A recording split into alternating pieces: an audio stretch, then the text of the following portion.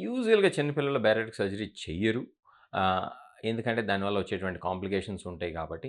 అట్లానే చిన్న పిల్లలు గనక ఒబేసిటీ గనక మనం గనక చూసినట్లయితే, అసలు ఈ చిన్న పిల్లల ఒబేసిటీ ఎందుకు వచ్చిందనేది ముందుగా మనం చూసుకోవాలి.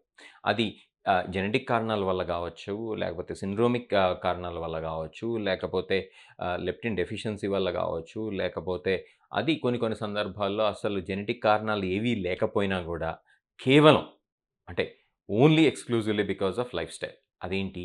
రాత్రి 12 పడుకుంటాం. డే టైమ్ ఫిజికల్ యాక్టివిటీ లేకపోవటం. అసలు స్పోర్ట్స్ అనేది ఆడకుండా ఉంటాం. అట్లనే డైట్ ఏది పడితే అది తింటూ ఉంటాం. మంచి ఫుడ్ అయినా కూడా హై క్వాంటిటీలో తీసుకుంటాం. అట్లనే కొన్ని కొన్ని సార్లు ఏం చేస్తుంటారంటే ఈ యొక్క జంక్ ఫుడ్స్‌కి అడిక్ట్ అయిపోతా ఉంటారు. Pizzas, burgers, cakes, cool drinks వీటికి.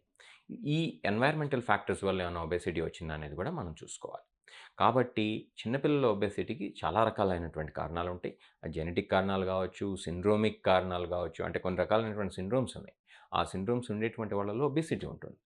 అట్లనే ఈ లెప్టిన్ లాంటి డెఫిషియన్సీస్ ఉన్నా కూడా వాళ్ళలో ఒబేసిటీ రావచ్చు.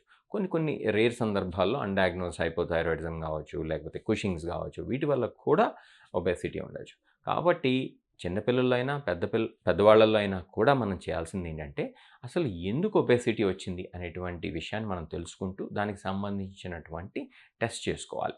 టెస్ట్ చేసుకొని, ఆ టెస్ట్ బట్టి మనం నెక్స్ట్ స్టెప్‌కి వెళ్ళాలి. అంతేగాని గుడ్డిగా డైరెక్ట్‌గా అందరిని బేరియాట్రిక్ సర్జరీకి పంపించేయటం. అలానే కొంతమందేమో అసలు బేరియాట్రిక్ సర్జరీ అంటే భయపడిపోతూ ఉంటారు. రియల్‌గా బేరియాట్రిక్ సర్జరీ అవసరమైనా కూడా.